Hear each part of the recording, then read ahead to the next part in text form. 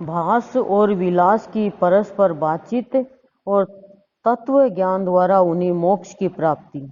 अब वो भास और विलास दोनों मित्र परस्पर बात कर रहे हैं। तत्व ज्ञान द्वारा मोक्ष की प्राप्ति, देह और आत्मा का संबंध नहीं है तथा आसक्ति ही बंधन का हेतु है, इसका निरूपण। सर्ग है 66 से 67। श्री वशिष्ठ जी कहते हैं, रघुनंदन, इस प्रकार वे दोनों सुदृढ़ तपस्वी भास और विलास पिता के मृत्यु जनित शोक से पराभूत होकर स्थित थे।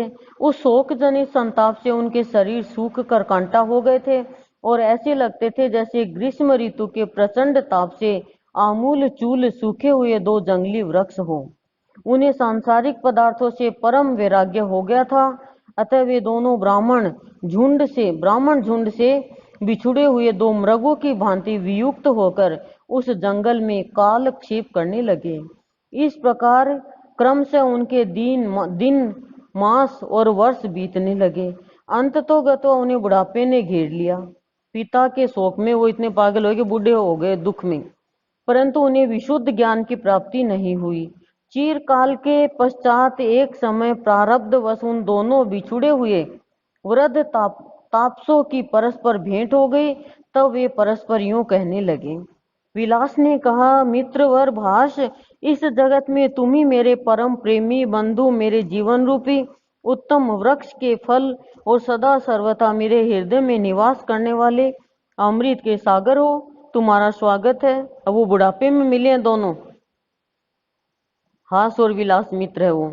सज्जन शिरोमणि, पहले यह तो बताओ, मुझसे अलग होकर तुमने इतने दिन कहाँ व्यतीत किए? तुम्हारी तपस्या तो सफल हुई है ना? क्या तुम्हारी बुद्धि संसार विषयक संताप से रहित है या रहित हो गई? तुम्हारी विद्या फलवती हो गई है ना? क्या तुमने परमात्मा को प्राप्त कर लिया? तुम सकुशल तो हो न? जब कोई आपस में मिलता तो बातचीत करता ना, तो तपस्वी की बात करेगा ना कि तुम्हारी तपस्या सफल हो गई ना, तुम्हारी बुद्धि संसार के विषयों से हट गई ना, संसार के विषय से के संताप से रहित तो हो गई ना, तुम्हारी विद्या फलवती हो गई। क्या तुमने परमात्मा की प्राप्ति कर ली? क्या तुम सकुशल तो हो ना? और हम साधारण प्राणी मिलते हैं तो क्या करते हैं कि तुमने वहां पे अच्छा खाया पिया ना, तुम्हारी स्वागत अच्छा हुआ ना, तुम्हारा स्वभाव वहां पे उन लोगों का स्वभाव कैसा था, तुम्हें परेशान तो नहीं किया ना। इतना अंतर हो जाता है हमारे मिलन में और तत्वज्ञानियों के मिलन में। श्री वशिष्ठ जी कहते हैं, श्री राम, तब जिसे परमात्मा विषय की यथार्थ ज्ञान की प्राप्ति नहीं हुई थी तथा जो संसार से पूर्णतया उद्विग्न हो गए थे, उन अपने मित्र विलास के यूं कहने पर परम हितैषी भास ने उनसे आदर पूर्वक कहना आरंभ किया। भास बोले, दूसरों को मान देने वाले साधो, स्वागतता तो आज ही चरितार्थ हुई है, क्योंकि सौभाग्यवश मुझे तुम्हारा दर्शन प्राप्त हो गया। किंतु मित्रवर, इस दुखमय संसार में चक्कर काटने वाले हम लोगों की कुशल कहाँ? इस दुखमय संसार में चक्कर काटने वाले हम लोगों की कुशल कहाँ? भला जब तक मुझे जानने योग्य परमात्मा के स्वरूप का यथार्थ ज्ञान नहीं प्राप्त हुआ, मेरे मन में उत्पन्न होने वाले संकल्प आदि नष्ट नहीं हुए और मैंने संसार सागर को पार नहीं कर लिया, तब तक मेरे कुशल कहाँ? जब तक चित्त में उत्पन्न होने वाली आशाएं तीव्र वैराग्य रूप शस्त्र के द्वारा पूर्णतया काटी नहीं गई, तब तक हम लोगों की कुशल कहाँ? जब तक परमात्मा का यथार्थ ज्ञान नहीं प्राप्त हुआ और जब तक समता उद्भूत नहीं हुई, जब तक विवेक नहीं उत्पन्न हुआ, तब तक हम लोगों की कुशल कहाँ? हम तो कहना कुशल से है ना, अच्छे से है ना, तो कह रहे हैं कैसे कुशल होगी? कितने पॉइंट बताए हैं कुशलता के, दोबारा पढ़ूंगी तो बहुत बड़ा हो जाएगा, रिकॉर्डिंग में सुनना। सज्जन शिरोमणि, परमात्मा की प्राप्ति तथा ज्ञान रूपी महोषधि के बिना यह जन्म मरण रूपी दुष्ट महामारी बारंबार प्राप्त होती ही रहती है। यह जीवात्मा लौकिक क्रियाओं में तथा देह रूपी पर्वत की उन अत्यंत भीषण कंदराओं में जो विषयोपभोग रूप भयंकर सर्पों से व्याप्त एवं तृष्णा रूपी कंटकों से आच्छादित है, सदा सर्वदा लौटता रहता है। यूं कुत्सित आशाओं के आवेश से युक्त व्यर्थ क्रियाकलापों के करते रहने से इसकी आयु वृथा ही नष्ट हो जाती है।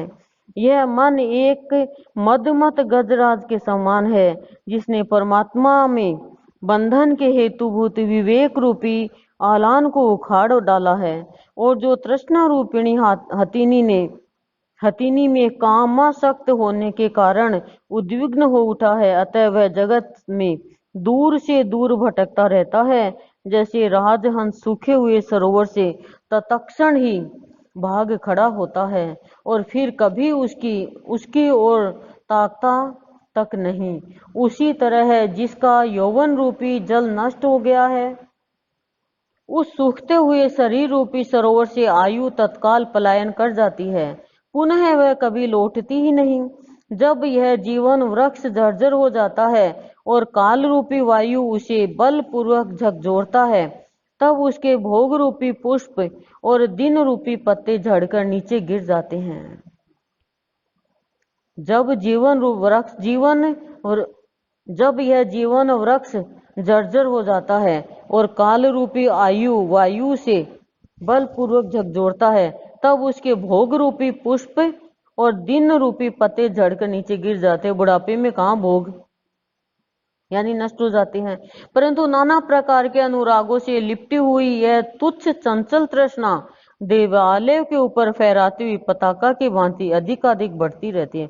तृष्णा खत्म नहीं होती, चाहे बुढ़ापा आ जाए। मतलब बंधु समूह रूपी ये असंख्य सरिताएं गंभीर कोटर वाले विस्तृत काल सागर में निरंतर गिरती रहती है। तात यह देह रूपी रत्न शलाका विनाश रूपी कीचड़ से परिपूर्ण सागर के गर्भ में न जाने कहाँ समा गई है कि जन्म जन्मांतर में भी इसका पता नहीं चलता।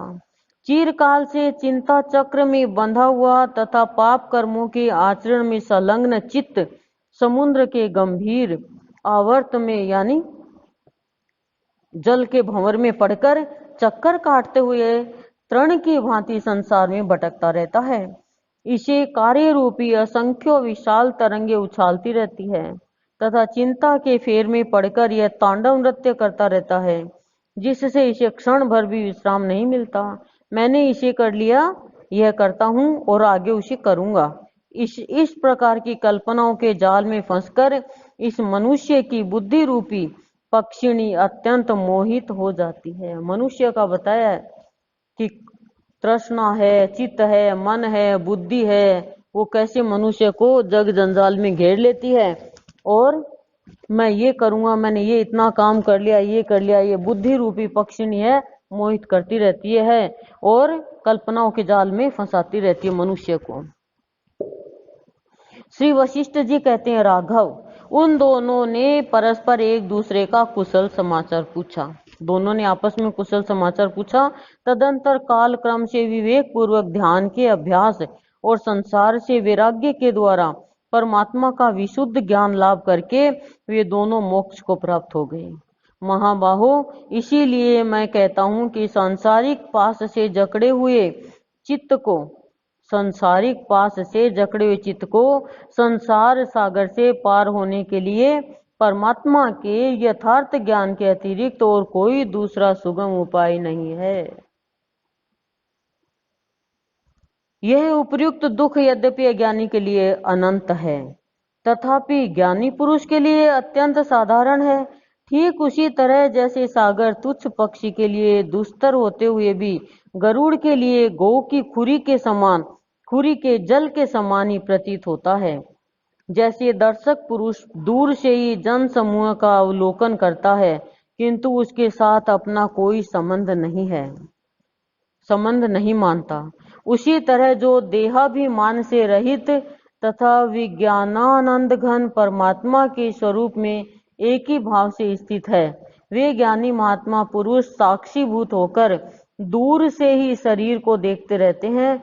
इसलिए भले ही देह दुख से भली भांति क्षुब्ध हो जाए, उससे आत्मा को कौन सी क्षति पहुंचती है। शोभाशाली राम, भला हिमालय पर्वत और समुद्र का क्या संबंध। उसी तरह आत्मा और संसार रूप बंधन का भी वास्तव में परस्पर क्या संबंध है? अर्थात कुछ नहीं, आत्मा का संसार से कोई संबंध नहीं है, जैसे पर्वत का समुद्र से कोई संबंध नहीं है। जैसे सरिताओं का जल कमलों को अपनी गोद में धारण किए रहता है, जैसे सरिताओं का जल कमलों को अपनी गोद में धारण किए रहता है, फिर भी वे कमल उस जल से कोई संबंध न रखकर निर्लेप बने रहते हैं, उसी तरह ही जगत में शरीर का भी आत्मा के साथ कोई संबंध नहीं है। ये सुख दुख आदि के अनुभव केवल शुद्ध चेतन आत्मा और केवल जड़ देह को नहीं होते, किंतु देह और आत्मा के तादात्म्य के कारण होते हैं, कि देह और आत्मा के एक होने के कारण होते हैं। अतः जब यथार्थ ज्ञान के द्वारा अज्ञान का नाश हो जाता है, तब सुख दुखों का अत्यंत अभाव होकर केवल शुद्ध चेतन आत्मा ही शेष रह जाता है। अज्ञानी पुरुष जिस रूप में इस संसार को देखता है, वह उसी रूप में उसे सत्य मान लेता है, परंतु ज्ञानी के लिए वैसी बात नहीं है। वह उसी रूप में संसार को सत्य नहीं मानता, क्योंकि वह समझता है कि संसार अज्ञान से ही प्रतीत होता है। जैसे वास्तव में संबंध न होने पर भी स्वप्न में स्त्री के साथ रति क्रीड़ा आदि व्यापार में संबंध सा हो जाता है, तथा जैसे वास्तविक प्रेत न होने पर भी अंधेरे में ठूंठ प्रेत सा दिखने लग जाता है, उसी तरह यद्यपि वास्तव में आत्मा के साथ देहादि का संबंध नहीं है, फिर भी अज्ञान के कारण संबंध सा दिख पड़ता है। वस्तुतः तो शरीर और शुद्ध आत्मा का संबंध झूठा है, क्योंकि इनका संबंध हो ही नहीं सकता। विद्वानों का कथन है कि देह में अहम भावना करने से ही आत्मा दैहिक दुखों के वशीभूत होता है। विद्वानों का कहना है कि देह में अहम की भावना करने से ही आत्मा दैहिक दुखों के कारण यानी शरीर के दुख के कारण वशीभूत होता है, उसमें बंध जाता है, तथा उस देह भावना का त्याग कर देने से वह उस दुख जाल से मुक्त हो जाता है। वत्स राम, जैसे सरोवर में गिरे हुए पत्ते, जल, मल और काष्ठ यद्यपि परस्पर संबद्ध रहते हैं, तथापि भीतरी संग से रहित होने के कारण वे दुखी नहीं होते, उसी तरह यद्यपि आत्मा, देह, इंद्रिय और मन परस्पर पूर्णतया संबद्ध है, तथापि अंतःकरण में अहमता, ममता और आसक्ति का अभाव होने के कारण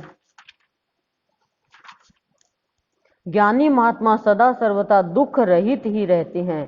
श्री राम अंतः संग अर्थात अहमता, ममता और आसक्ति ही संसार में समस्त प्राणियों के जरा, मरण और मोह रूपी वृक्षों का मूल कारण है। जो जीव अहमता, ममता और आसक्ति से युक्त है, वह भव सागर में डूबा हुआ है। अहमता, ममता और आसक्ति से युक्त है, वह भव सागर में डूबा हुआ है, परंतु जो इनसे मुक्त हो गया है, वह समझ ले कि मैं संसार सागर से पार हो गया। जो चित्त विषयों की आसक्ति से रहित और निर्मल है, वह संसारी होते हुए भी निसंदेह मुक्त है, परंतु विषयासक्त चित्त दीर्घ काल की तपस्या से युक्त होता हुआ भी कामना के कारण सुदृढ़ बंधन से बंधा हुआ है। जैसे काष्ठ भारों को पार उतारने वाली जल स्थित नौका जल के गुण दोष से लिपायमान नहीं होती, वैसे ही अहमता, ममता और आसक्ति से रहित पुरुष शरीर यात्रा के लिए न्याय युक्त कर्म करता हुआ भी कर्तृत्व से लिप्त नहीं होता। जो मनुष्य अहमता, ममता और आसक्ति से रहित तथा परम मधुर परमात्मा में नित्य स्थित है, वह बाहर से कुछ भी कार्य करे अथवा न करे, किसी भी दशा में वह कर्ता अथवा भोक्ता नहीं है। इसमें मैंने यही बताया है कि जैसे सारे कार्य करता है, लेकिन जिस मनुष्य में अहमता, ममता और आसक्ति ये तीनों चीज नहीं है, वह परम मधुर परमात्मा में नित्य स्थित है, और वह बाहर से कुछ भी कर्म करता हुआ दिखाई दे या न दे, वह किसी भी दशा में कर्ता और भोक्ता दोनों ही नहीं है। 66 से 67 पूरा हुआ। ओम शांति शांति शांति।